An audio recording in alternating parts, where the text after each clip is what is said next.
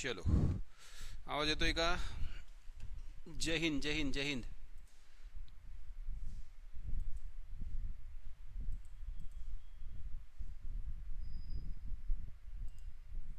Politics lecture झालंच नाही. ऐसा कैसे क्या? काही टेक्निकल अडचण असेल बहुतेक. झालं पण पॉलिटिक्स लेक्चर. मैंने तो देखा पॉलिटिकल लेक्चर हो गया करके. चला, मी थोडीशी आता लिंक बिंक फॉरवर्ड करून देतो.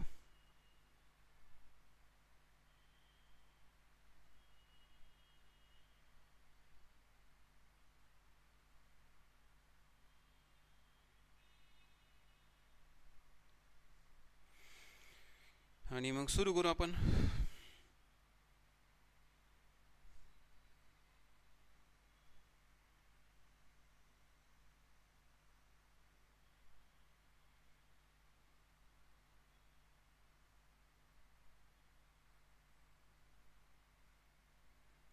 ठीक आहे.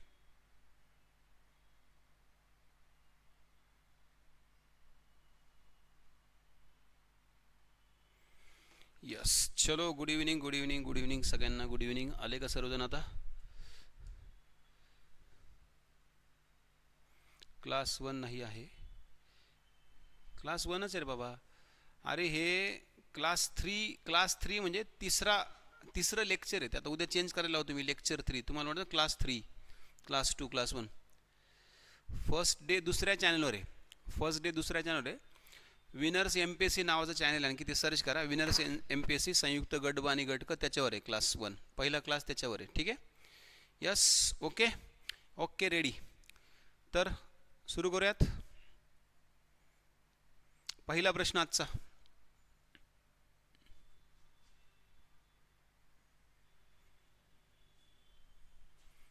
मार्सेलिया, फर्न आणि हॉर्सटेल हे खालीलपैकी कोणत्या वनस्पती समूहाची उदाहरणं आहेत? मार्सेलिया, फर्न आणि हॉर्सटेल हे कुणाची उदाहरणं आहेत? सांगा बघू. मार्सेलिया, फर्न आणि हॉर्सटेल. आवाज येत नाही आहे? आवाज येत नाही का रे? आवाज येत आहे का?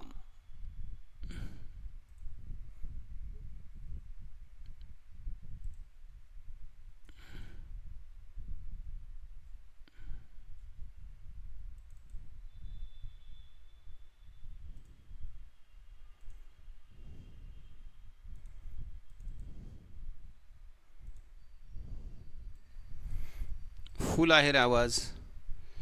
ऐसा कैसा बोलते हो तुम, आवाज नहीं आ रहा है करके. येतोय ना आवाज? क्लिअर आहे ना? तुझा फोन खराब असेल रे बाबा. फोन नीट करून घे तू. प्रगती, तुझ्या फोनचा आवाज वाढव. चला, तर हे आहेत बघा टेरिडोफायटा गटातल्या वनस्पती. या आहेत सगळ्या टेरिडोफायटा गटातल्या वनस्पती. टेरिडोफाइट्स आहेत सगळे. टेरिडोफाइट्स. मग टेरिडोफाइट्स म्हणजे कोण रे? टेरिडोफाइट्स म्हणजे कोण? टेरिडोफायटा म्हणजे कोण?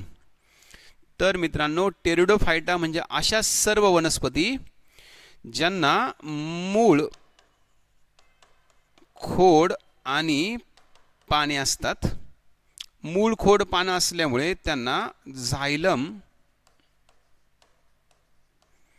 आणि फ्लोएम पण असतं, म्हणजे जलवाहिनी आणि रसवाहिनी पण असते. फक्त यांना बिया, फुलं आणि फळं येत नाहीत. बिया, फुलं आणि फळं येत नाहीत. ठीक आहे.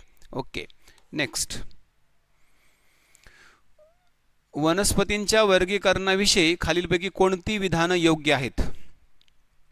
वाचा तुम्ही. वाचा तुम्ही. Everything is perfect. Yes yes. चलो चलो चलो चलो चलो चलो चलो. वाचा आणि उत्तर द्या.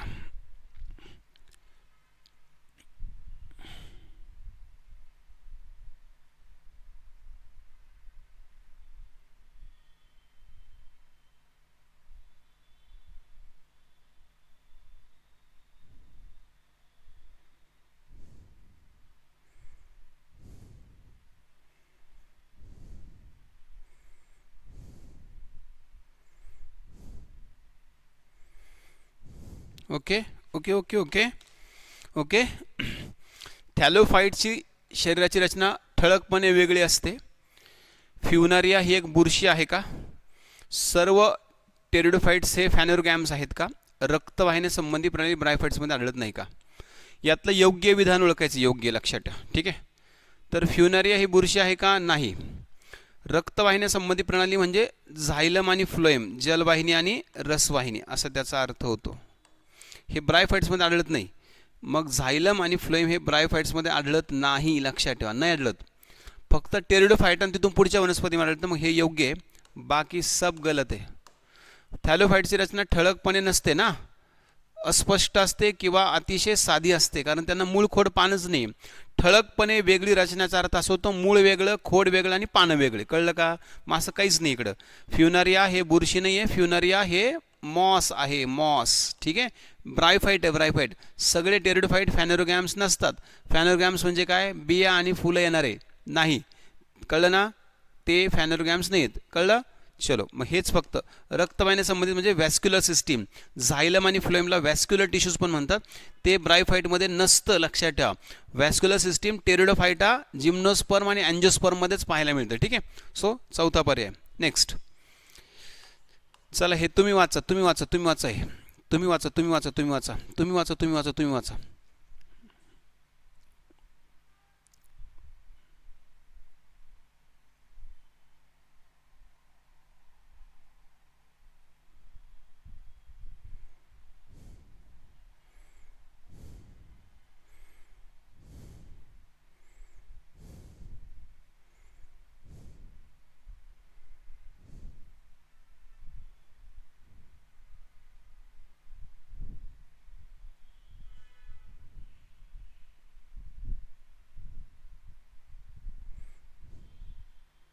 ओके, वाचलं का? उत्तर द्या, कमेंट्समध्ये उत्तर देत जा. थोडेसे ॲक्टिव्ह राहत जा लेक्चरमध्ये, म्हणजे तुम्हाला लेक्चर करण्याचा फायदा होईल. मी तुम्हाला ॲटलिस्ट हे कळेल की तुम्ही बरोबर उत्तर देत आहेत का प्रश्नाचे, किती बरोबर येत आहेत तुमचे, किती चुकत आहेत, हे ना. जे चुकत आहेत मग त्याचं स्पष्टीकरण ऐकायचं, आणखी ॲडिशनल माहिती घ्यायची. ठीक आहे. म्हणजे तुमचं एक्झाममध्ये चुकणार नाही. तुम्ही जर उत्तरच दिले आणि तुम्ही जर कमेंटच नाही केलं, तर तुम्हाला तुमचं नॉलेज कसं चेक करता येईल, नाही का? आपल्या नॉलेजची टेस्ट व्हायला पाहिजे. आपलं नॉलेज आपल्याला पडताळून पाहता यायला पाहिजे, येतं की नाही येतं आहे. नुसतं बघतच बसायचं, ऐकायचं, त्याने काही फायदा होत नाही. जेव्हा आपण एखाद्या गोष्टीमध्ये ॲक्टिव्हली पार्टिसिपेट होतो, तेव्हा आपल्याला आपलं नॉलेजचं लेवल कळते, आपण किती चुकतोय, कुठे चुकतोय, कसं चुकतोय. तेव्हाच आपल्याला आपल्या स्वतःला करेक्ट करायला, म्हणजे जे चुकतंय त्याला बरोबर करायला मदत होते, लक्षात ठेवा. ठीक आहे. एक विद्यार्थी वनस्पती पेशीचं विभाजन वाढवण्याचा प्रयोग करत होता, सेल डिव्हिजन वाढवण्याचं, नाही का? त्याने त्याच्या पर्यवेक्षकाला त्यासाठी विशिष्ट वनस्पती सूचना सांगितले. तुम्ही त्याचे पर्यवेक्षक आहात, मग तुम्ही कुठलं संप्रेरक सुचवाल सेल डिव्हिजन वाढवण्यासाठी? सेल डिव्हिजन वाढवण्यासाठी. ठीक आहे. ॲब्सिसिक ॲसिड, गिब्रेलिन्स का सायटोकायनिन्स का ऑक्झिन? तर मित्रांनो, ह्या चौघांपैकी पेशी विभाजन करणारं संप्रेरक एकच आहे. पेशी विभाजनाला मदत करणारं संप्रेरक एकच आहे यातलं. त्याचं उत्तर आहे सायटोकायनिन. सायटोकायनिन पेशी विभाजन करणारं संप्रेरक आहे. सायटोकायनिन पेशी विभाजन करणारं संप्रेरक आहे. कळलं? सायटोकायनिन पेशी विभाजन करणारं संप्रेरक आहे. सेल डिव्हिजन सायटोकायनिन करत असतं. क्लिअर? मग ऑक्झिन काय करतं रे? ऑक्झिन जे आहे ना, हे उंची वाढवण्याचं काम करतं, हे पेशीची वाढ करतं. जिब्रेलिन काय करतं रे? जिब्रेलिन खोडाला मजबूती देण्याचं काम करतं, खोडाला. ॲब्सिसिक ॲसिड काय करतं रे? ॲब्सिसिक ॲसिड हे वनस्पतींमध्ये वृद्धत्व म्हणजेच ॲप्सिजन, त्याला आपण एजिंग पण म्हणतो, शेडिंग पण म्हणतो, पानगळती, फुलगळती, हे सगळं करण्याचं काम ॲब्सिसिक ॲसिडचं आहे. कळलं? सो याचं उत्तर सायटोकायनिन आहे, सायटोकायनिन. ठीक आहे. चलो next next next next next. कळतंय का? कॅस्पिरियन पट्ट्या खालीलपैकी कोणाची वैशिष्ट्य आहे? कॅस्पिरियन पट्ट्या, Casparian strips are the characteristics of which of the following? Options are cortex, endodermis, pericycle, pith. हे खोडाचे आहेत, खोडाचं. बॉटनीचा प्रश्न आहे, बॉटनीचा खोडाबद्दल प्रश्न आहे, खोडाबद्दल. ठीक आहे. खोडाबद्दल प्रश्न आहे. ठीक आहे.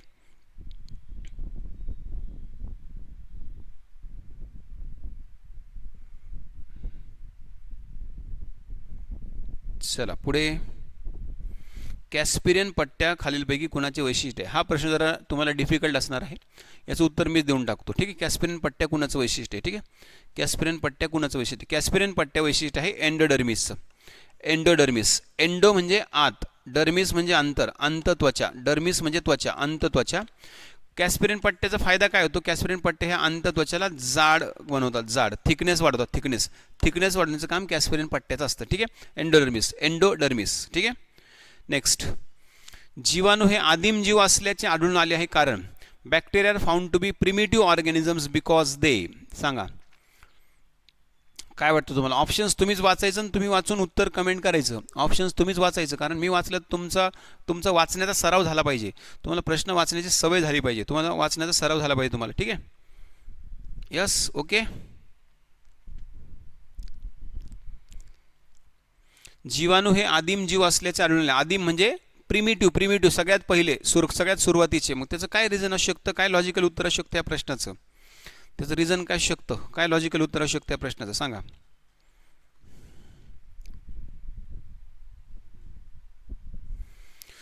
ते लहान सूक्ष्मदर्शक आहे, उघडपणे दिसत नाहीत का. त्यांच्यामुळे मानवाला, पाळीव प्राण्यांना, पिकांना गंभीर आजार होतात का. ते आंतरबीजाणू तयार करतात जे प्रतिकूल परिस्थितीत खूप प्रतिरोधक असतात का. त्यात प्रारंभिक केंद्रक असते आणि ते असूत्री वजन दर्शवतात का. काय असेल याचं उत्तर. प्रारंभीचे का, सुरुवातीचे का. त्याचं कारण असतं ते अतिशय लहान आहे, सूक्ष्मदर्शकाच्या साहाय्याने दिसतात, उघड्यावरून दिसत नाहीत. हे याचं उत्तर आहे. पर्याय क्रमांक 1 ऑप्शन नंबर 1 हे त्याचं लॉजिकल उत्तर आहे. पर्याय क्रमांक 1 ऑप्शन नंबर 1. ऑप्शन नंबर 1 प्रारंभिक केंद्र नाही आहे, प्रारंभिक केंद्र नाही त्यांच्यात. ठीक आहे, केंद्रक नाही त्यांच्यात. ठीक आहे. नेक्स्ट. खालीलपैकी कोणती कार्य लाळ ग्रंथीतील स्रावाद्वारे केली जात नाहीत. Which of the following functions is not perform by the secretion from salivary glands. चला पर्याय वाचा, उत्तर द्या. पर्याय वाचा, उत्तर द्या. ऑप्शन्स रीड करा, उत्तर द्या. ऑप्शन्स रीड करा, उत्तर द्या. ठीक आहे. 1 नंबर आहे त्याचं उत्तर. 1 नंबर. ठीक आहे. 1 नंबर म्हटलं की लगेच गाणं आठवतं मग आपल्याला, है की नाही.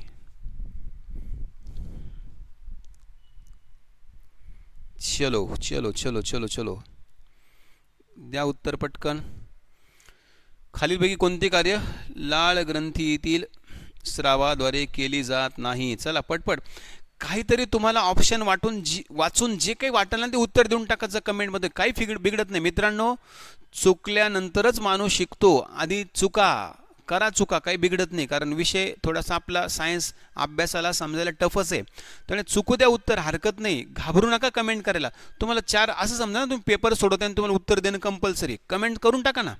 मी सांगतो ना काय करेक्ट उत्तर त्याचं, कशाला टेन्शन घेता. ठीक आहे. मी सांगतो ना तुम्हाला त्याचं काय उत्तर. तुम्ही टेन्शन न घेऊ त्याचं. तुम्ही फक्त कमेंट करा, उत्तर देत चला. उत्तर द्यायला शिका तुम्ही थोडंसं.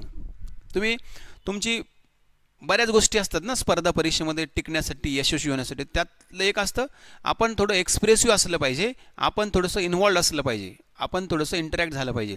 आपण नुसतं हाताची घडी तोंडावर बट नुसतं गंमतच पाहण्यासाठी नाही आहे.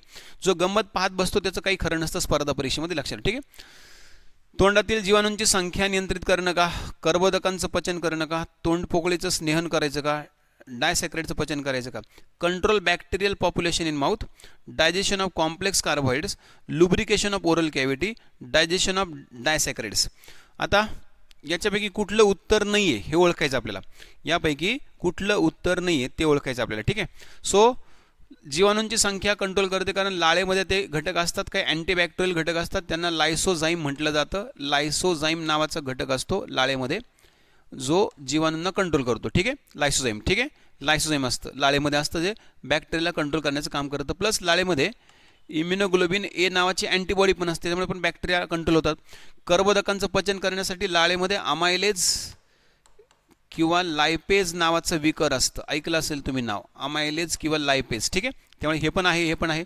तोंड पोकळीचं स्नेहन म्हणजे लुब्रिकेशन होतं ओरल कॅव्हिटी. हो, लाळेमुळे आपली ओरल कॅव्हिटी जी आहे आतली त्वचा ती कोरडी राहत नाही ना, ओलसर होऊन जाते, स्टिकी.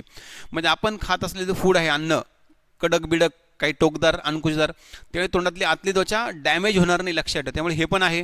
मग 3 तर आहे म्हणजे तर हेच उत्तर असलं पाहिजे. डायसॅक्राइडचं पचन थोडी करतं, ते कर्बोदकाचं करतं, स्टार्चचं करतं, लक्षात ठेवा. ठीक आहे. डायसॅक्राइडला पचवण्याची गरज नसते कारण हे साधं असतं. सो हे नाही आहे, लक्षात ठेवा. चौथा पर्याय. ठीक आहे.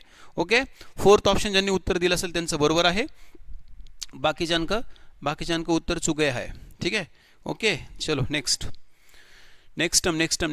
खालीलपैकी कोणतं विधान योग्य आहे. कुठलं विधान योग्य आहे. Which one of the following statement is correct. चलो बाचो तुम रीड करके उत्तर देने का प्रयत्न करो. जब तक तुम रीड नहीं करोगे तब तक तुमको उत्तर देने का सवय नहीं लगेगा. जब तक उत्तर देने का सवय नहीं लगेगा तब तक परीक्षा में साइंस में मार्क नहीं आएगा. परीक्षा में साइंस का मार्क होना चाहिए, तो तुमको रीड करने की आदत डालनी पड़ेगी और उत्तर देने का सवय लगाना पड़ेगा. सो सवय लगवा अच्छे. चला चला वाचा वाचा पटकन. Which of the following is correct statement. Science हे सायन्स हे ना, सायन्स तसंही टफच असतं, त्यामुळे त्याला घाबरायचं नसतं, त्याच्यासोबत लढायचं असतं. लढायचं कसं मी शिकवतो तुम्हाला, मी सांगतो तुम्हाला, तुम्ही माझ्याबरोबर त्याच्यासोबत लढायला शिका, तुम्हाला बरोबर येईल सायन्स. तुम्हाला सायन्समध्ये मॅक्सिमम तुम्हाला 1-2 मार्क येत असतील तर त्याचे 5-7 होतील, तुम्हाला 5-7 येत असेल त्याचे 10 होतील, तुम्हाला 10 येत असेल त्याचे 12-13 होतील कंबाईनला. लक्षात ठेवा 100% तुमचे मार्क वाढणार. फक्त तुम्ही सगळं रेग्युलर करा आणि इन्व्हॉल्व व्हा याच्यामध्ये. ठीक आहे. चलो. सायनोबॅक्टेरिया हा सृष्टी मोनेरा अंतर्गत वर्गीकृत केलेला स्वयंपोषी जीवांचा एक गट आहे. यस, जीवाणू हे केवळ परपोषी नाही, स्वयंपोषी पण आहे ना. स्लाइम मोल्ड हे मोनेरा नाही, हे बुरशीमध्ये येतात. लक्षात ठेवा. मायक्रोप्लाझ्मा DNA नाही, याला भित्तिका नसते रे, पेशी भित्तिका नसते याला, सो हे पण नाही आहे. सो पहिलंच ऑप्शन याचं उत्तर आहे, पहिलंच. सायनोबॅक्टेरिया हे मोनेरा सृष्टीमधले असे जीवाणू आहेत जे स्वयंपोषी असतात. या सायनोबॅक्टेरियालाच यांनाच ब्ल्यू ग्रीन अल्गी किंवा ब्ल्यू ग्रीन बॅक्टेरिया असं पण म्हटलं जातं. मराठीमध्ये नीलहरित जीवाणू किंवा नीलहरित शैवाल असं म्हटलं जातं. नीलहरित जीवाणू किंवा नीलहरित शैवाल. बिनधास्त उत्तर देऊन टाकायचं, बिनधास्त है ना. नो काय म्हणतात, नो डिलेमा, म्हणजे कन्फ्युजन नको, जे आहे ते जे वाटलं ते देऊन टाकायचं उत्तर, टेन्शन नाही घ्यायचं. ठीक आहे. नंतर मी आहे ना सांगायला, मग लक्षात ठेवायचं. मग आपण डिलेमामध्ये राहिलो ना, मग आपल्याला ते क्लिअर होत नाही ना, डाऊट पटकन कळत नाही मग त्याचं उत्तर काय असेल नेमकं ते. ठीक आहे. सो याचं उत्तर पहिलंच आहे, लक्षात ठेवा. बाकी तिन्ही स्टेटमेंट चूक आहे, कळलं. सायनोबॅक्टेरिया म्हणजे नीलहरित जीवाणू किंवा नीलहरित शैवाल. त्याचे एक्झाम्पल्स पण लक्षात ठेवा. ब्ल्यू ग्रीन बॅक्टेरिया किंवा अल्गेची उदाहरणं माहीत तुम्हाला, ते पण लक्षात ठेवा. नॉस्टॉक, ॲनाबिना, स्पिरुलिना हे ब्ल्यू ग्रीन बॅक्टेरिया किंवा ब्ल्यू ग्रीन अल्गेचे एक्झाम्पल्स आहे. ठीक आहे. चलो नेक्स्ट. पहिल्या यादीची दुसऱ्या यादीशी जुळवाजुळव करा. जुळवाजुळव खूप छान करता येत तुम्हाला, करा. जुळवाजुळव करण्यामध्ये आजकालचे पोरं एक्सपर्ट आहेत आणि यूट्यूबला तर खूप जुळवाजुळव करता पोरं. नको तिकडे जुळवाजुळव करत राहता, नको तिकडं करा जुळवाजुळव. आता इकडे हे खरं, हे जुळवाजुळव खरं फायद्याचं आहे. तुम्ही दुसरं जुळवाजुळव करत बसता त्याच्यात काही फायदा नाही तुमचा. ते उगाच टाईमपास आहे, टाईम वेस्ट आहे, पैसा वेस्ट आहे, अपेक्षा वेस्ट आहे, सगळंच वेस्ट आहे, करिअर वेस्ट आहे. ती जुळवाजुळव करत बसण्यापेक्षा ही जुळवाजुळव करा. ही तुमच्या आयुष्याची जुळवाजुळव आहे, हे तुमच्या करिअरची जुळवाजुळव आहे. ह्या जोड्या तुम्हाला लावता आल्या पाहिजे, नको तिकडे जोड्या लावत बसता. चला चला चला चला, कमॉन कमॉन कमॉन कमॉन, पटकन पटकन पटकन पटकन.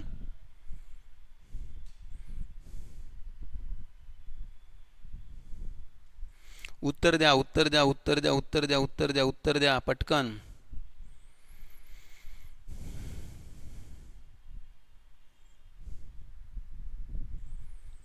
चला.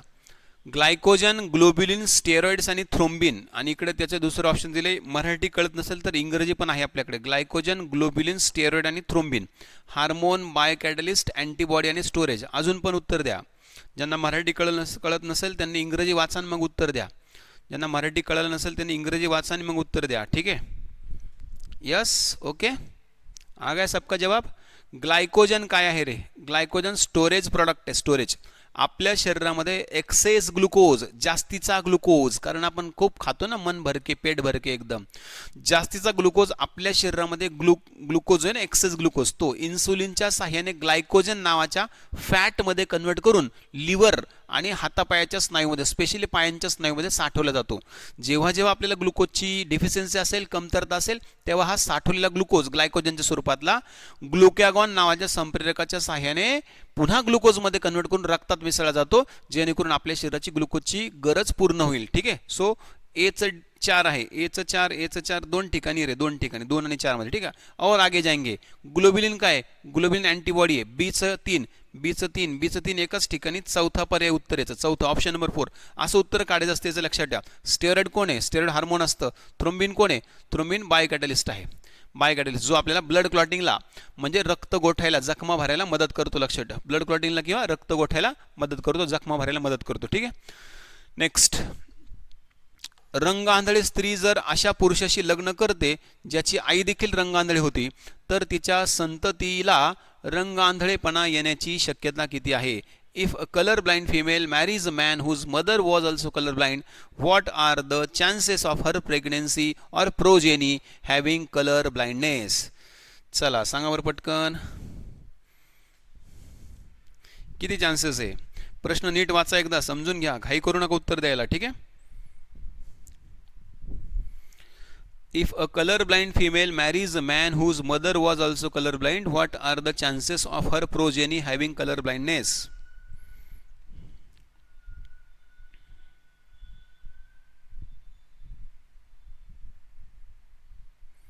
प्रोजेनी म्हणजे तिला जे काही मुलं मुली होतील ते. प्रोजेनी म्हणजे तिला जे काही मुलं मुली होतील ते लक्षात ठेवा, ठीक आहे?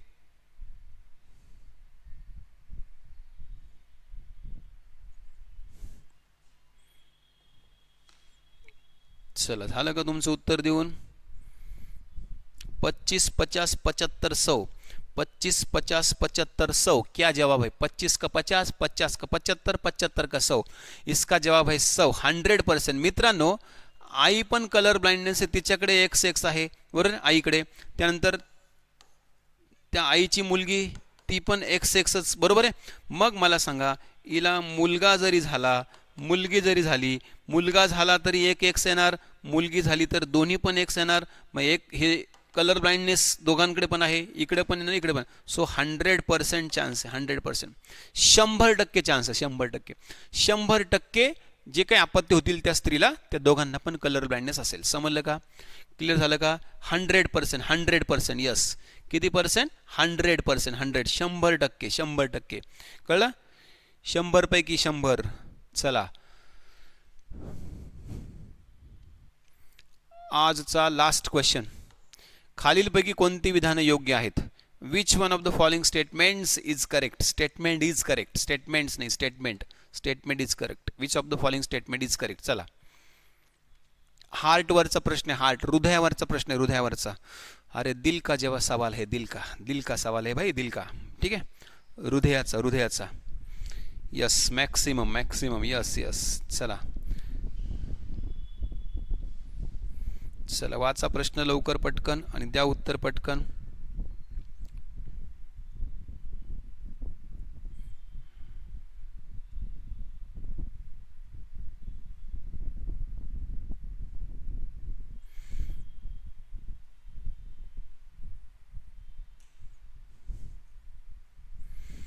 चला चला चला चला चला चला चला. आलंय का? ॲट्रिओव्हेंट्रिक्युलर नोड म्हणजे AV नोड म्हटलं त्याला. हा आलिंद आकुंचन उत्तेजित करण्याची कृती क्षमता करतो. हे मराठी कळत नाही मला. The atrioventricular node generates an action potential to stimulate atrial contraction. The tricuspid and the bicuspid walls open due to the pressure exerted by simultaneous contraction of the atria. Blood moves freely from atrium to the ventricle during joint diastole. Increased ventricular pressure causes closing of the semilunar walls. Which one of the following statement is correct? यातलं कुठलं विधान बरोबर आहे? The atrioventricular node generates an action potential to stimulate atrial contraction बरोबर आहे का पुढचे बरोबर आहेत? चला, थोडा डिफिकल्ट प्रश्न आहे, खूप डीप अभ्यास पाहिजे यासाठी, खूपच डीप अभ्यास पाहिजे यासाठी, लक्षात ठेवा. ठीक आहे. The atrioventricular node generates an action potential to stimulate atrial contraction.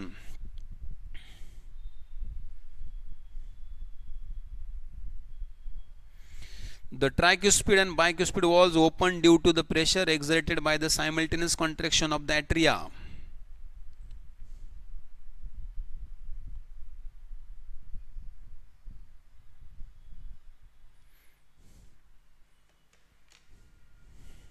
झालं.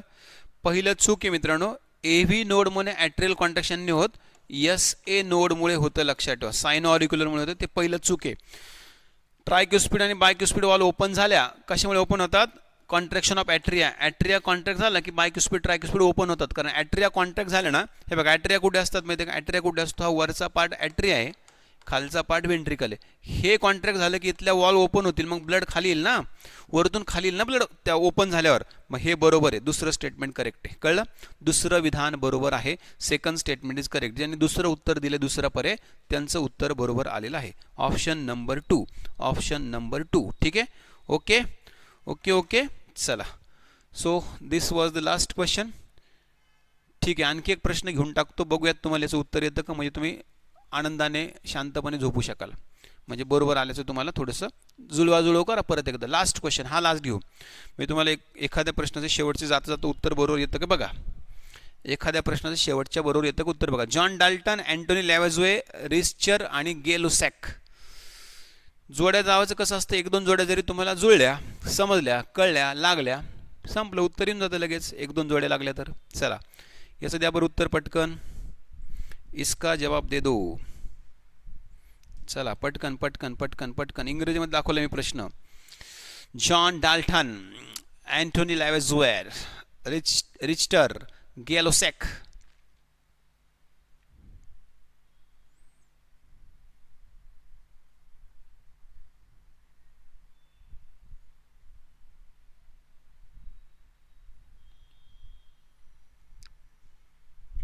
देता का? देता देता देता.